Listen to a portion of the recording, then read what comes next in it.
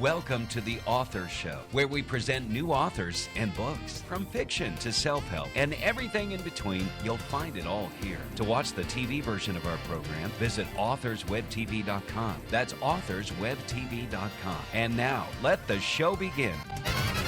Hello and welcome back to the show. This is your host, Don McCauley. Today we're welcoming to the program author Linda Wallace-Kurtz, and Linda is the author of More Than Friends. Linda, how are you? I'm fine. Well, tell us a little bit about yourself, please. Thank you. I grew up on Atata Island between Ataka City. So one place, Atata, we have no technology. Ataka City, we have technology.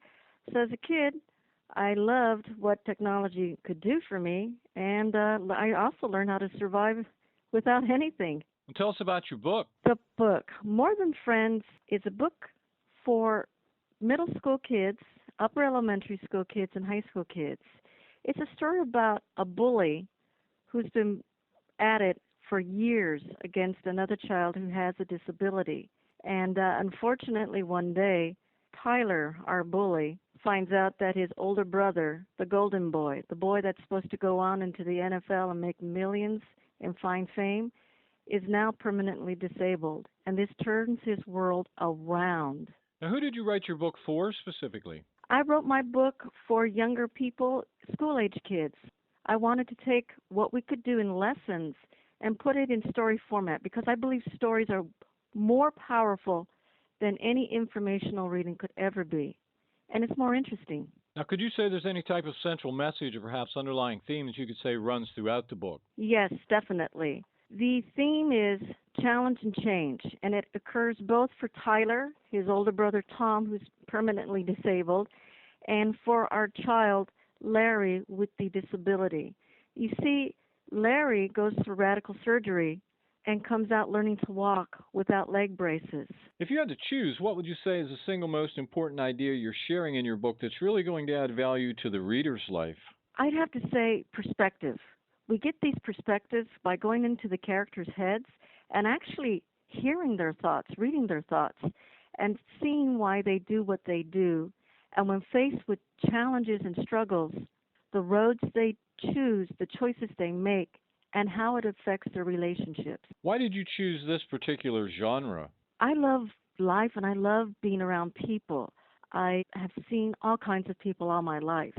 And when I began to question, how can I teach the lessons that this kind of relationship could possibly bring, the book came to form. So what are the origins of your stories? Origins of my stories, life and people. And then I begin to ask questions. And I begin to ask the how, when, why, where, how many, where are we going, where's this taking me? Why did they do that?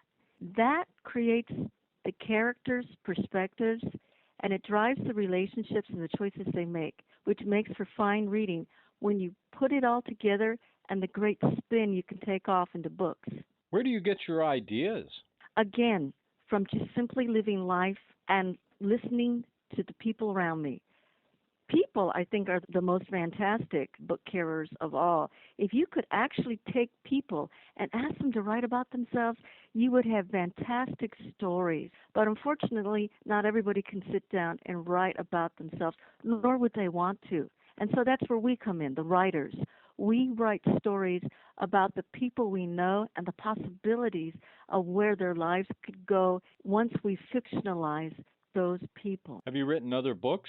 Yes, I have. I love writing werewolf stories also. I've got one out on the market within werewolves, a story about a young man, 15 years old, and it's a rite of passage.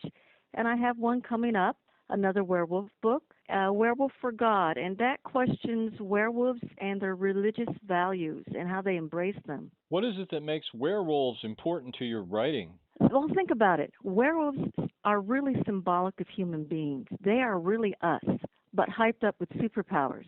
And think about if you could live 1,000 years or 100 years, the adventures, the friendships, the loves, the hates, the angst, the things you've worked through in your life, all that wisdom, how would you use that, especially if you had supernatural powers? What kind of life would you lead? How are the human characters important to your storylines? Once again, I cannot understate or overstate how important it is that we delve into the people that we see in our lives, because everyone has remarkable lives. Some people share it, some don't. Once again, the writer comes in and takes those stories, fictionalizes some of them, and then the story, the plot, the possibilities of a great read takes off. How do you go about writing your stories? I first start asking the questions, and once the questions start going through and spinning, the character becomes a living entity in my mind. And then there are several characters, and they begin these relationships, and the imagination begs for the pen to come into hand, and you begin writing those stories, and the plot unwinds. And once those stories unwind and the plot starts to develop, I begin asking those questions again to the characters. And sometimes they tell me what they would like to see written, and sometimes I give them choices.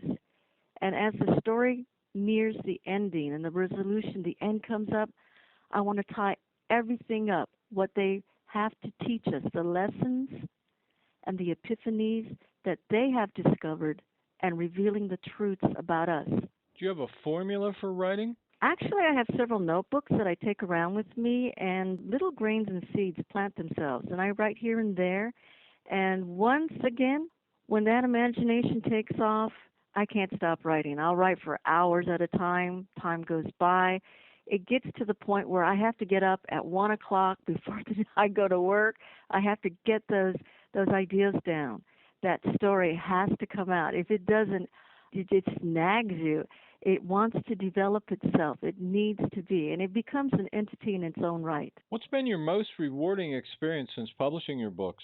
The most rewarding experience is knowing that I am able to reveal us, the family of humans, of what we go through, the lessons we've learned. But I'm not telling people. I'm sharing a story. And it's much more interesting for the reader to read that story in an exquisite tell than me to just blab on and give that information. How would you describe your writing style? The writing style comes from reading books, the classics, Edgar Allan Poe, Lovecraft, Ray Bradbury, every kind of book you could ever imagine. I'm a Renaissance person. I love reading a wide range of books. And I believe that every time a writer reads another book, they broaden their writing style. They incorporate new vocabulary, new perspectives, new truths, and they say it through their characters. Who or what would you say has influenced your writing the most?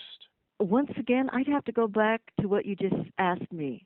There's no one certain writer of great work I can pin down. It's a conglomerate. Now, your character is pure fiction, or do you draw from people you know in real life? Thank you. I do both. There have been so many people in my life who've had very unique lives. And what makes them unique is that they face the challenge. They go through that struggle, and there's always that internal struggle, and they grow from it and develop from it. And there is no better honor, I think, than to incorporate their personal struggles into a piece of fiction and explain it in a great read. Now, would you say you're more of a character artist or more a plot-driven writer? It's got to be a balance. When you read a great book and it leaves you in a state of awe, and you wish that you could continue reading that book, but all you can do is read it over and over and over again, you walk away realizing there was that balance of character and plot that just left you hungry and left you thinking about things. Other than selling your work, of course, is there anything else you hope to accomplish with it? Yes. I really want the readers to say, wow, this was a great read. This is an exquisite story. It makes me question and reflect and ponder, and in the end, I got to read more of this. In your opinion, who should buy this book? For more than friends, definitely a younger crowd. I'd say the school crowd. For the werewolf story, A Werewolf for God, high schoolers on up. Time is getting very short, so the most important question, where can readers find you and your books? Thank you. They can find me at San Diego, thank you, on a nice day walking outside. But if they want to find my books, they could go to Amazon.com and Barnes & Noble. Could you spell your name for us, please? Yes. You could find me on Facebook. I'm Linda Wallace. For the books, That would be Linda Wallace/Kurtz, Kurtz. Well, this has been just great. Our guest today has been Linda Wallace-Kurtz, and she is the author of More Than Friends. Linda, thanks very much for being with us today. Thank you very much. This is Don McCauley wrapping up another edition of The Author Show. Please share this interview with your family and friends so that they too may have the opportunity to discover our guest and her work. And why not spread the word on social media? We look forward to you joining us next time for another great book and another great author on The Author Show. Thanks for listening to The Author Show. To contact us, call toll-free 1-877-955-8800. That's 877-55-8800. Or visit theauthorshow.com, theauthorshow.com. Tune in next time to another great author on The Author Show.